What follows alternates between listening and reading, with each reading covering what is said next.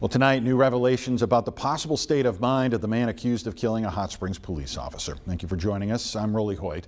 Opening statements in the trial of Kayvon Ward gave us new details we haven't heard in the 2 years since Officer Brent Scrimshire's death. THV 11's Ian Russell heard it all, brings us the latest from the courtroom. Ian, take it away.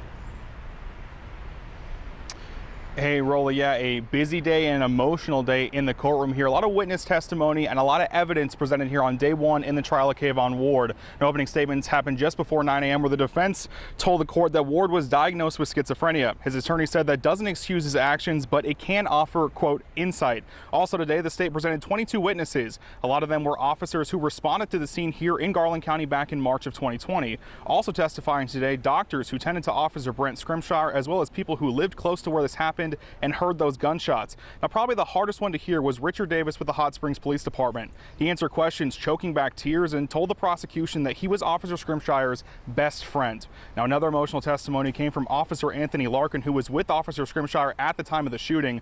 Now, in body cam video from multiple different officers, you can hear the panic in Larkin's voice after Officer Scrimshire was shot.